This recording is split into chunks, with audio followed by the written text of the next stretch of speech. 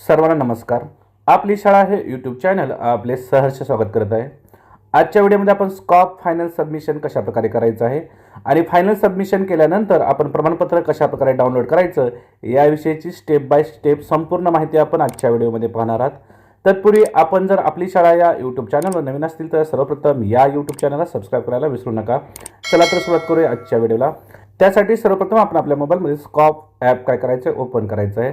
Scope app open केल्यानंतर आपल्यासमोर अशा प्रकारचं एक पेज येईल। या ठिकाणी स्वयंमूल्यांकन सुरू करा हा टॅब आपल्याला दिसत आहे, पण स्वयंमूल्यांकन अंतिम करा हा टॅब आणखी ओपन झालेला नाही। याचा अर्थ आपले आणखीही काही मानके भरायचे राहिलेत। तर आपण जर सारांश पाहिला तर 128 मानकापैकी आपण 127 मानके भरलेले आहेत। एक मानक आपलं अद्यापही भरायचं राहिलेलं आहे आणि आपले जे मार्क आहेत ते 448 पैकी आपल्याला 256 पडलेले आहेत। त्यासाठी सर्वप्रथम आपण जे आपलं एक मानक अपूर्ण राहिलेलं आहे ते सबमिशन करून घ्यायचं आहे।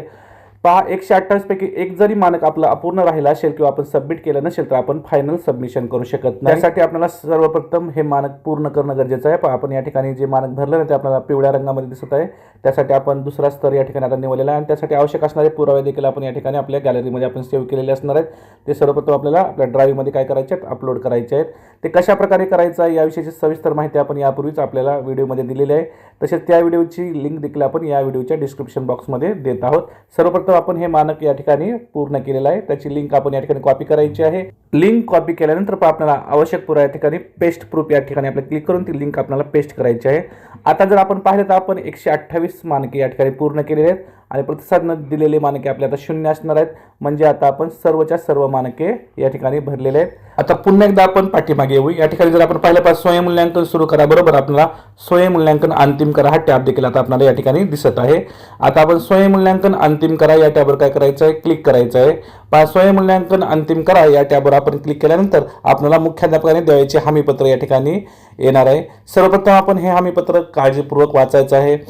या हमीपत्रामध्ये पहा शाळेने सर्व मानके काळजीपूर्वक वाचली आहे। त्यासाठी आवश्यक असणारे वर्णन विधाने देखील निवड केली आहे आणि प्रत्येक वर्णन विधानासाठी जो पुरावा आहे तो शाळेकडे उपलब्ध आहे आणि त्यानुसार शाळेने माहिती भरलेली आहे।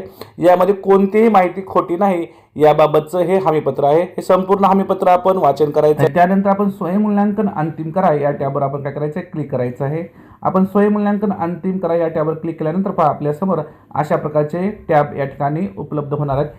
या ठिकाणी आपल्याला 3 टॅब दिसतात। एक आहे भरलेली माहिती पहा, त्यानंतर डाउनलोड करा PDF स्वरूपामध्ये, त्यानंतर आपल्याला प्रमाणपत्र डाउनलोड करा। अशा प्रकारचे 3 टॅब आपल्याला या ठिकाणी दिसत आहेत।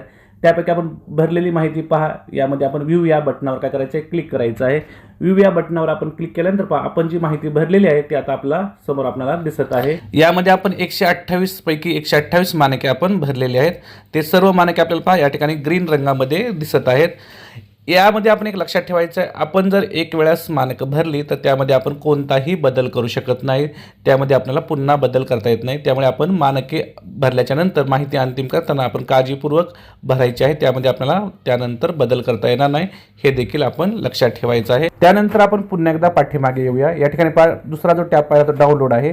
या ठिकाणी तुमचे सबमिशन PDF स्वरूपामध्ये डाउनलोड करा हा टॅब दिसत आहे। आपण त्यावर काय करायचं डाउनलोड या टॅबवर क्लिक करायचं आहे। डाउनलोड या टॅबवर क्लिक केल्यानंतर पहा समोर 128 मानके आपल्याला PDF स्वरूपामध्ये या ठिकाणी दिसत आहेत।